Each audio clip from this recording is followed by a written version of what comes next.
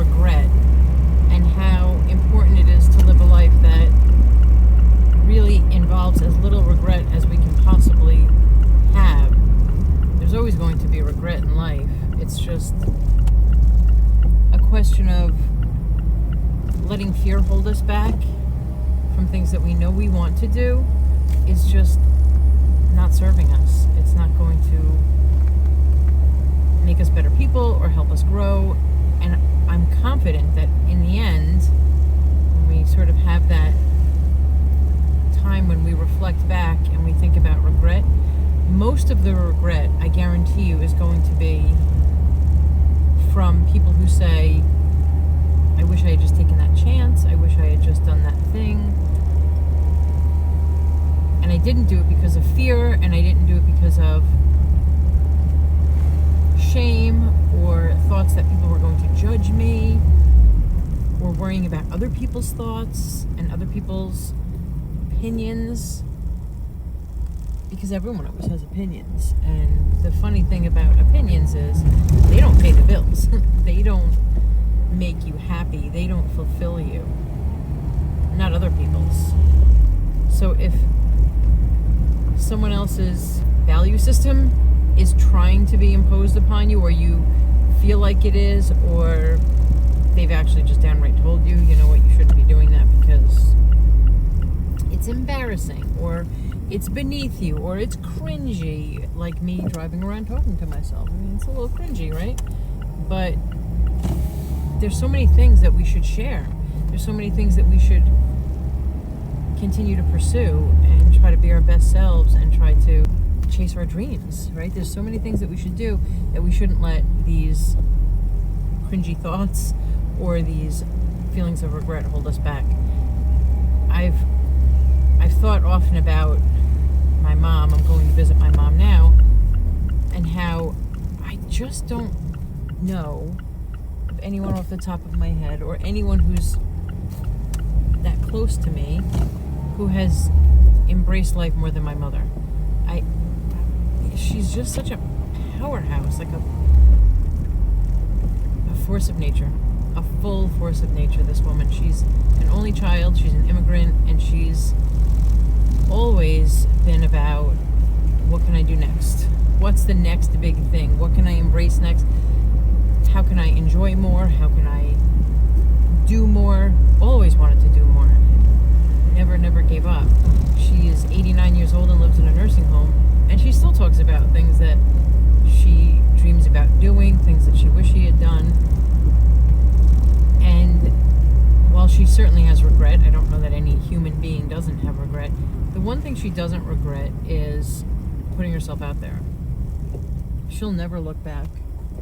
I hope not. Anyway, at least she doesn't now. And think, oh, I shouldn't have done that one thing, right? I shouldn't have tried. I shouldn't have pushed myself a little harder here. Really what it comes down to is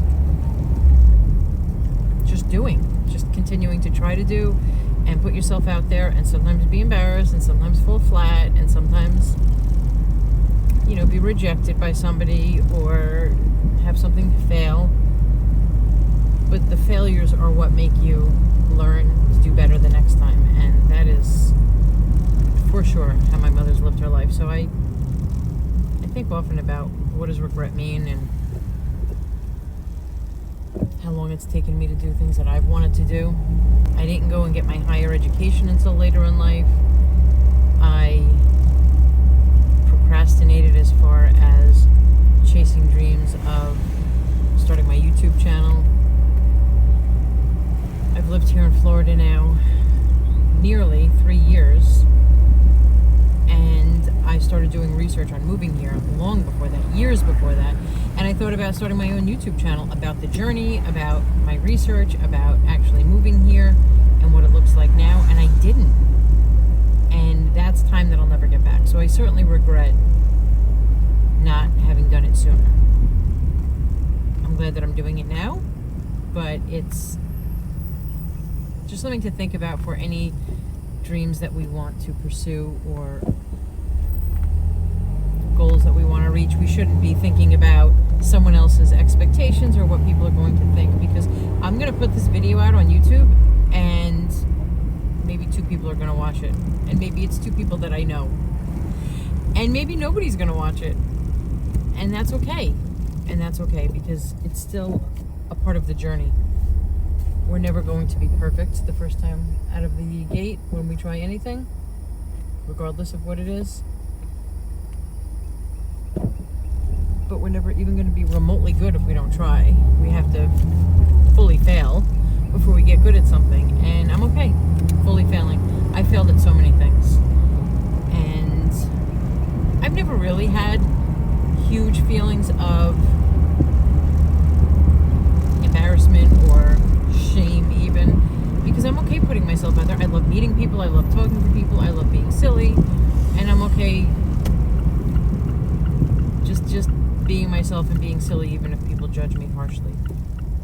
But I will say that having a professional career, there are concerns about sort of public persona, not treating you or perceiving you the same way, or thinking that because you're doing a YouTube channel about your move from New York to Florida and what it looks like living near Disney and being so real and so raw and so open, people in my professional life will think differently of me. Wow, you're not a professional. Wow, you're not worthy. I'm not going to hire you. You have your whole life out there. You're talking about all of these non-professional or sort of embarrassing things. I mean, then I guess those aren't the people that I should be working with. That's just what it comes down to. Because at the end of the day, if we're not true to ourselves, who are we going to be true to? And as I'm nearing my mom's place, it's it's just a good reminder. It's a good reminder about staying true to ourselves, try to live without regret, and when we do have regrets, maybe then we can go back and try to undo them. Right now, that's what I'm trying to do. 3 years ago when we moved here, I said for sure I'm going to start a YouTube channel to be very raw and very real and inspire and empower people in their 50s to go after their dreams, and then to try to build a community of people who do that, and I can learn from them, because I love learning from other people. That's something that I certainly get from my mother, loving to learn from people, loving to connect with people. And my mother's a lifelong learner, to the point where it's almost obnoxious. That woman took every class that she could in language, in construction, in history. She was just always trying to broaden her experiences, and she never regretted being the oldest person in a classroom when there were 20-year-olds in there learning, and she was in her 60s. So my point is that learning and pushing and growing is something that's in my DNA, and to honor my mother, I certainly want to do it, but also to honor me. My mom is a big driver in my life. She always has been. Anyone who's met my mother for a minute knows it just can't be helped.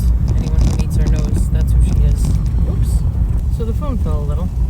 I'm not really sure where I left off, but basically we're just going to be on a little bumpy road for a bit, because this is downtown Winter Garden with the paved roads that are not always super smooth. So we'll have to set the gimbal up here a little tighter. Keep my eyes peeled for all the pedestrians. Yeah, she's still falling, so we'll set it later, but either way, my point here is about living with no regret, being inspired by those around us who also live with no regret. That can really be a big motivator, and I want to build a community where we all motivate each other. I would love to be a motivator for people, and I would love to be motivated by others. So I hope that anyone who's watching who thinks, oh my gosh, I'm in my 40s, oh my gosh, I'm in my 50s, my 60s, my 70s, my 80s, and beyond, they think I can't reinvent myself, you're wrong. You can. You absolutely can, and I challenge you to do that in whatever way that is. If it's starting a channel, if it's starting a new business, if it's moving to a new neighborhood, if it's moving to a new state. Let's do this together. Come and join along. Let's be happy, let's be healthy, let's be wealthy, and I'll see you next time.